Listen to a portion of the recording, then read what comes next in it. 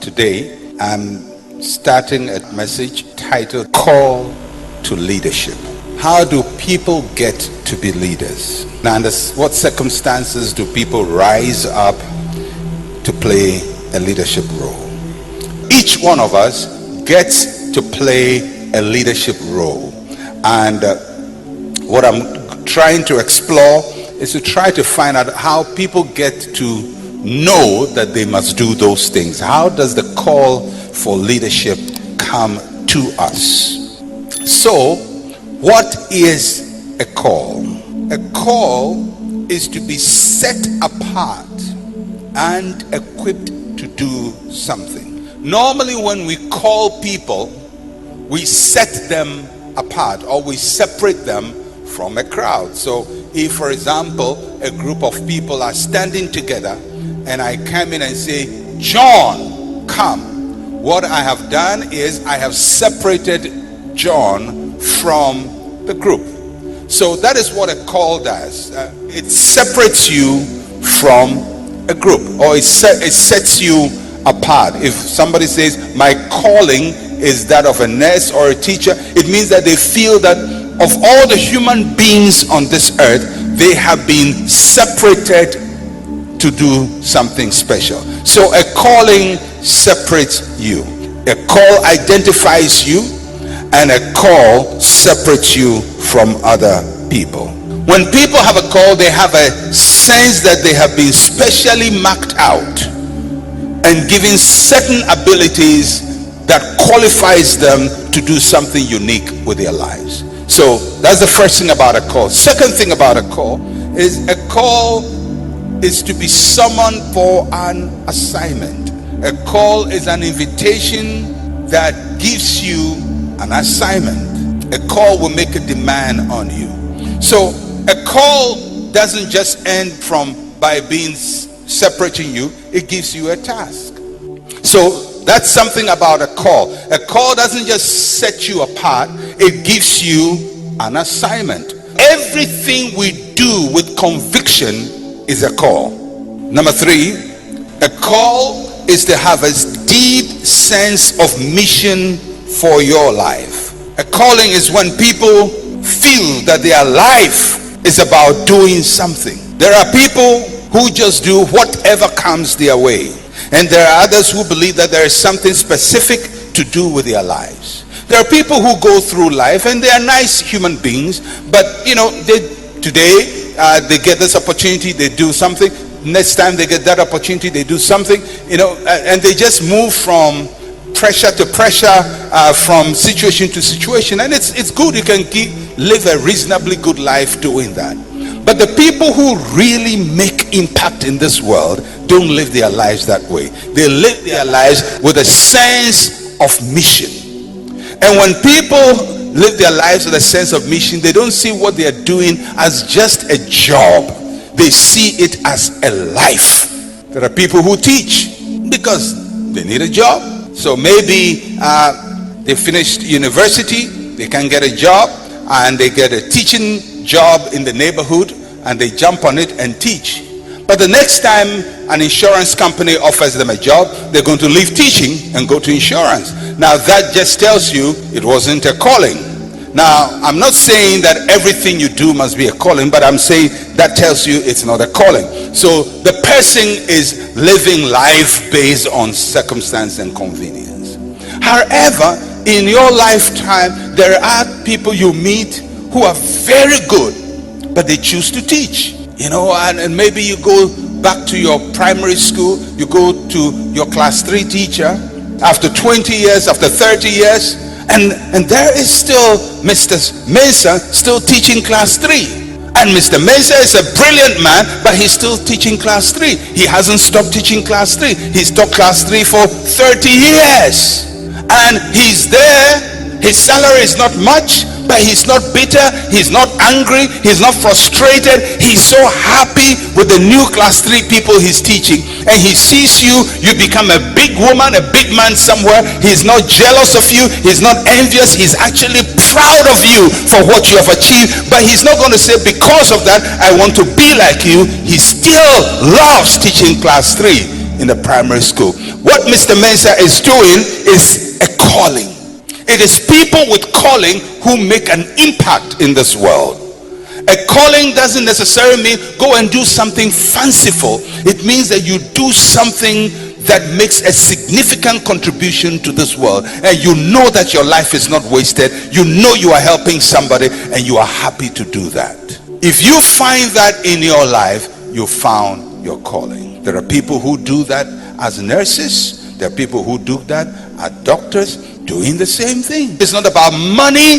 It's about doing what you believe your mission and your purpose is in life. Until you find that place, you will be roaming in life trying to discover yourself and doing things that people are doing because maybe it brings money. A calling gives you a sense of mission. Question is, have you found yours? Have you found what your life is about? Are you roaming in life? Or have you settled to know that this is what my life's mission is all about? This is why God brought me to this world. I was called, I was assigned to do this, and I'm going to do it with the best of my ability. A calling sets you apart. A calling is a summon from God that gives you a task, and a calling will give you a sense of mission. People who become significant leaders don't just do a job, they respond to a call. If you ask any successful person in any field of endeavor, they will give you the same answer. I love doing this because I believe I was born to do this. Everybody will tell you, whether he's a corporate leader, wherever he is, they'll say, I love doing this because I believe I was born to do this. That is why people with a calling don't first measure their fulfillment with how much they are paid. They measure by how much impact they are making. Money follows them, they don't follow money. If you spend your life following money, you are not following a call. And money will give you a lot of sorrows and a lot of sadness in life, because money can never bring you satisfaction. What brings you satisfaction is knowing that you came to this planet for an assignment and you are doing it with all your heart. So, as we progress with our discussion on the call to leadership, the first assignment of great leaders is following, training and mentoring, being guided, being led along the way. That also tells you that leadership development is in stages. So follow me, a call to training and mentoring. Following implies unlearning and relearning, learning new things, throwing away old things you have learned. The second thing is a call to leadership is a call to growth and transformation. And growth and transformation sometimes puts pressure on you to change. God will call you as you are, but he will not use you as you are. He has to work on you. He has to make you before he uses you. The problem with leadership is not that God doesn't want everybody to be a leader, but is that when God calls people to leadership, first, they don't want to follow, and second, they don't want to be remade. People want things as they are. They say, well, this is how I am, and take it or leave it. Well, if it's take it or leave it, then you are only going to serve the people that are equivalent to your low level of performance. But if God wants to use you for great things, he will make you. There are many people who have received the call of leadership but have not responded. There are people that God wants to use for great leadership, but they don't know how to leave things. They're still holding on to their own way of life, holding on to everything that they have embraced in their past, and they never become great because they never let go. Sometimes you have to let go a thinking process. You have to let go a habit. You have to let go a way of behavior. You have to let go a certain cultural aspect of your life that has to go. Because if it doesn't go, you cannot rise to the new level. Leadership requires leaving. That should be the right response to leadership. The call to leadership requires that you leave and you follow. If you want to follow, you have to leave and you have to follow. You have to leave and you have to follow. I'm going to make 4 statements about leadership that are very important. The call to leadership will separate you from the crowd. The crowd likes company. The crowd likes to keep everyone where they are. But leaders are pathfinders. You cannot be in the crowd and lead at the same time. If you want everybody to like you, everybody to accept you, everybody to be happy with you, you can't be a leader. Because leadership will separate you from the crowd. Leadership will make you different. When you start rising in leadership, the crowd will not like you. The crowd will want to pull you down. Because leadership is not for crowd, it's an individual call. The crowd can crowd you out. And sometimes when you want to be a leader, people are going to complain, people are going to criticize you, and life sometimes is so hard. Everybody's fighting, everybody's resisting you. After some time you say, well, okay, let me do what they want. Leaders don't do what the people want. Leaders do what must be done. Because if you give the people what they want, I'm telling you, the people will take you down, because nobody wants his discomfort. Everybody wants his comfort. So when you say you listen to the people, leaders, there's a truth in listening to the people, but you don't just come to listen to the people. You come because there's a clear vision about where you want to go, and your assignment is to convince the people to go with you. Some will go, some will not go, but you have to go. It's not about trying to please everybody. Sometimes people rise up in leadership, but they lose their leadership momentum. The problem with leadership is that people are going to make life so tough for you, you may feel you must settle with them. Leadership requires that you separate from the crowd in your attitudes, in your habits, in your choices, in your vision. If you want to be liked by everybody, go ahead and enjoy your good life. But if you want to really make a difference, you're going to take a path that may not be very popular. Leaders, the call to leadership separates you from the crowd. Second, the call to leadership will move you beyond where you are. Once God summons you to rise to leadership, he will move you from where you are. You cannot move your leaders until you are able to move yourself. The call to leadership will stretch you. It will take you beyond yourself. Number 3, the call to leadership will expand the limits of your capacity. When God calls you to leadership, it's going to stretch the limits of your capacity. It will stretch you. Now, what does that mean? What is capacity? Let me explain it this way. If you cannot handle 1 2-year-old child who throws tantrums, so you have a 2-year-old child who throws tantrums, and you get exasperated, you say, what kind of child is it? I don't know how to take care of this child. If that's your attitude, you cannot run a nursery, because there will be about 20 of them. And you can't handle 1 child who throws a tantrum, but your calling is to run a nursery. So something has to happen to you, not the children.